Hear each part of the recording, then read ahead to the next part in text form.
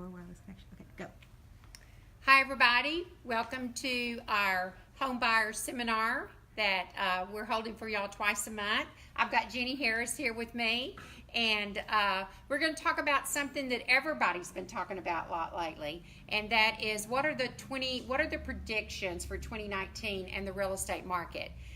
We're not going to be talking about price per square foot because that'll come in a later show where we give you a market update of Bryan College Station.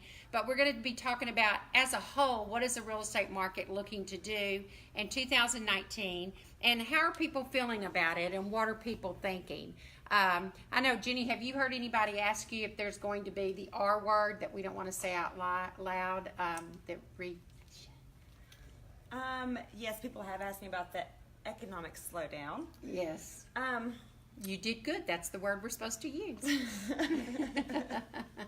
So it's not really a recession that we're looking at. We're looking at an economic slowdown.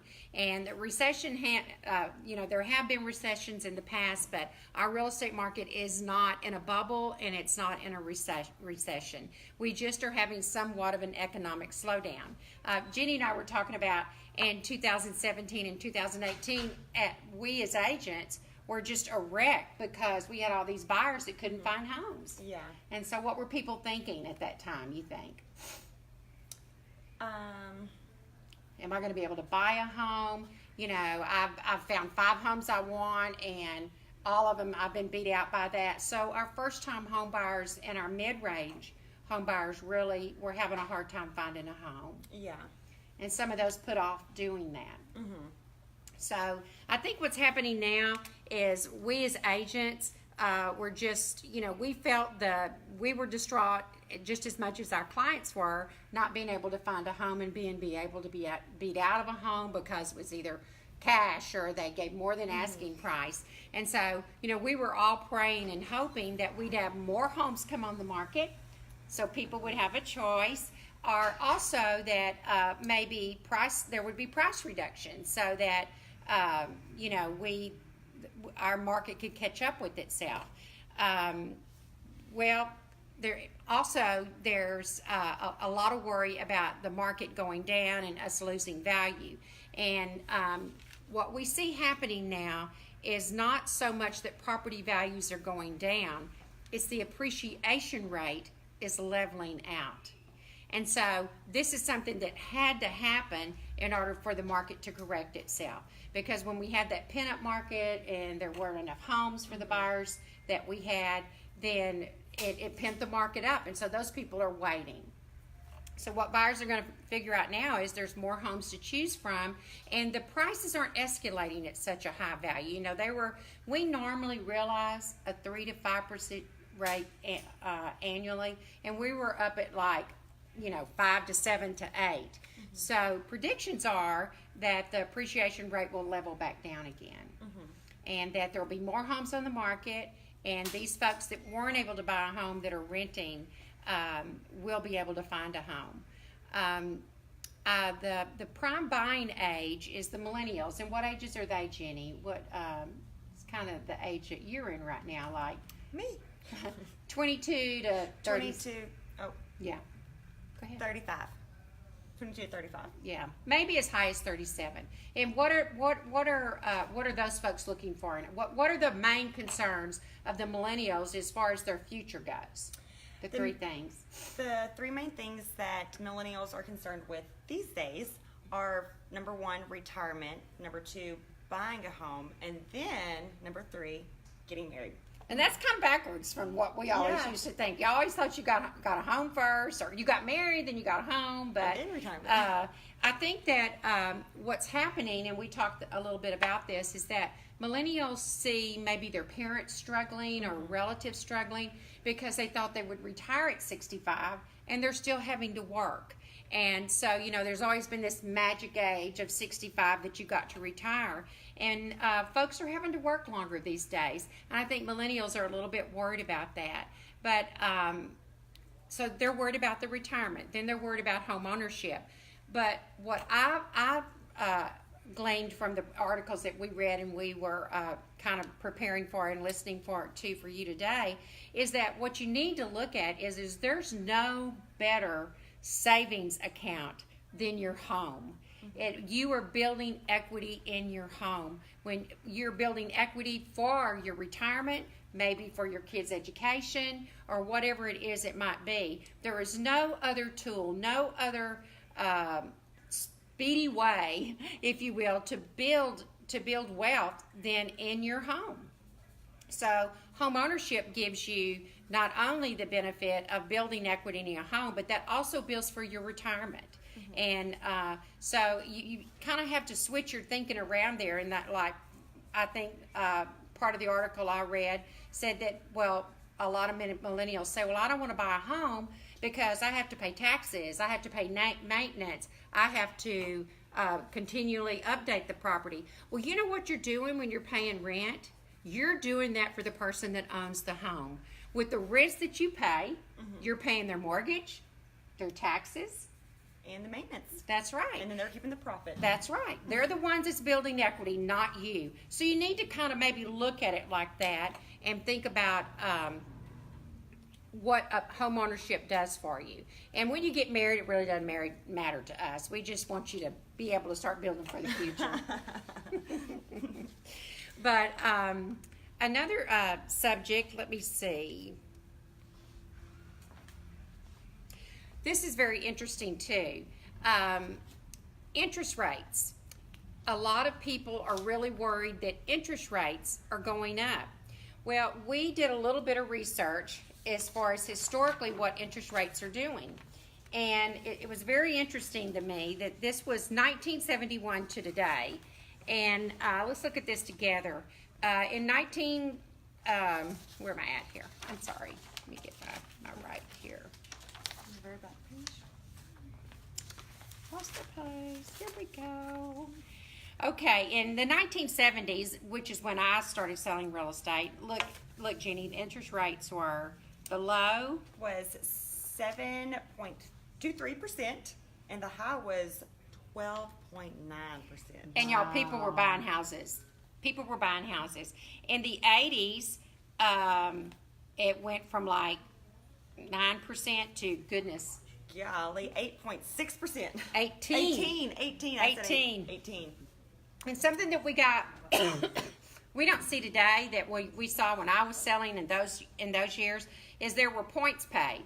And in order to get a rate that anybody could afford, there was prepaid interest in the form of points. And sellers had to pay those points. So maybe you couldn't qualify for an 18.63% rate. So somebody would pay prepaid interest for you, so maybe you could qualify at a 12% rate. So it was much more expensive for everybody. Higher rates, and higher costs for the sellers. In the 90s, it dropped back down again. I didn't even tell You help me here. Okay. It was 6.5% as the low, and then the high was 10.6%. And don't you know that the people in the 80s felt that was a fabulous rate? I mean, they just thought they were in high cotton. And then along comes Just to ask the... JJ over here. Yeah. We were buying houses during that time, right, baby?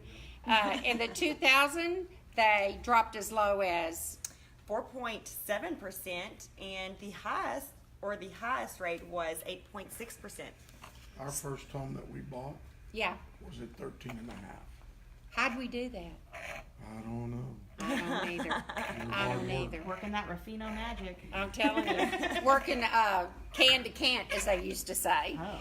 But so I just look at this. I mean, you're in the 70s, it was 7 to 13% interest. Your folks bought homes during that time. JJ and I bought homes during that time. In the 80s, we were maybe buying our second home, and we were paying as high as 18% interest. JJ just said we were at 13. In 1990s, it dropped. Don't you know, they thought it was great at 10.67 from 18%.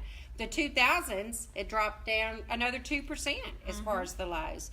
And then here comes 2010, and the rates drop as low as 3% to the highest rate being 5.2%. And that was the historical lows that anybody living had seen. And in 2010s, at that time, that everybody just thought that was the best, because it was historical lows as rates as anybody, as I said, of anybody living. So it was a wonderful time. And then it just went down from there. So it went this from is- 3.3 to 2014, look, it dropped to below Yeah. 5%. Right? So my point is, I think a lot of people are worried that the interest rates are going up, and they need, they're not going to be able to get the deal that their brother or their uncle or their sister did, or maybe even their mom and dad did when they bought their retirement home and only paid 3% interest. Interest rates are going to hold below 6% this year, and probably somewhere closer to 5.5. So rates are still very affordable. If you look at the history of rates from 1970 to now, I mean, they went up as high as 18%, and of course we've seen the lowest in the last year. But they're still holding low, still at very affordable rates. Very good rates. Yes, so I guess what the point in taking all that time to talk about the interest rates is, it's still a good time to buy. Historically, the rates are still extremely low. I thought it was an interesting fact, and in 2000, from 2005, and you were talking a little bit about this, to 2008, what were people doing with the equity in their home, Jenny? Oh, they were taking out equity to pay cash for their vehicles or buy jet skis. So taking away from something that was appreciating to something and putting it towards something that was depreciating, which is not the best one.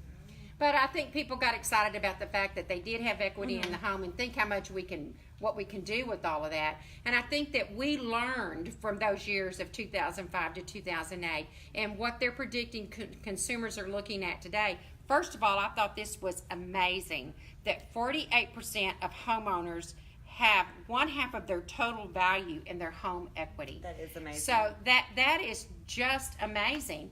And everything we read said that you really shouldn't drop to less than 20% in equity in your home. So that means if we have 48% of consumers that have more than half their equity in their home, you can take out for things like, maybe smart. I think consumers are smarter today. They're looking at maybe I had that business venture I was interested in, or maybe my kid wants to go To college. That's right. So with that kind of equity in homes today, I think we learned from 2005 to 2008, and that we're a lot smarter about what we're doing now. So that we do learn from our mistakes in America. That's a good thing. So, did you have some questions for us? Was there some folks asking questions? Well, we did have Mary Harris say hello, and Sarah Nichols said, "Woohoo, pretty ladies." Carolyn, of course, said she's loving it, and hi, Chi Chi. And essentially, she said, "Listen to my sister, and let's use the equity." I know what you have in mind, Carolyn, and I think it's a good choice. Exactly. That's pretty much what we have right now. But of course, if there's any questions after this, we can follow up on those. Yeah.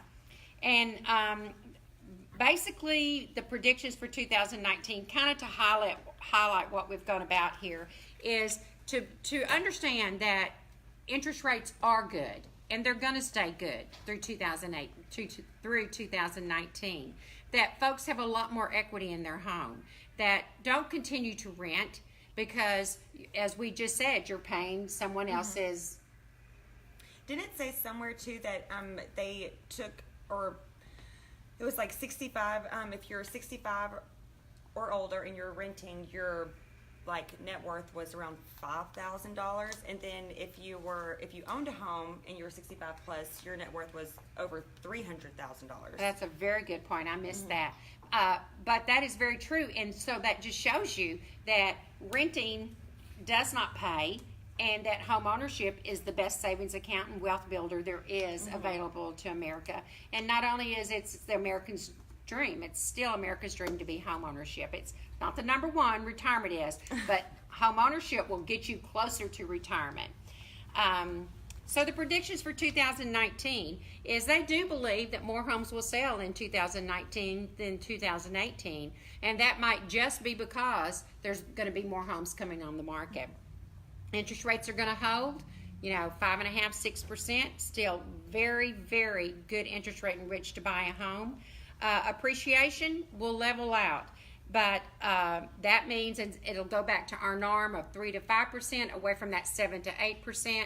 And what we see now with the price reductions and the homes coming on the market is the leveling out of that market that went kind of cuckoo and wacko with the pinup market that we had. Values will continue to grow, but at normal rates. So overall, real estate predictions for 2019 are very good. Homeownership is still viable at reasonable rates and at reasonable values. So call us. We'd love to sell you a home. Or we'd love to sell your home.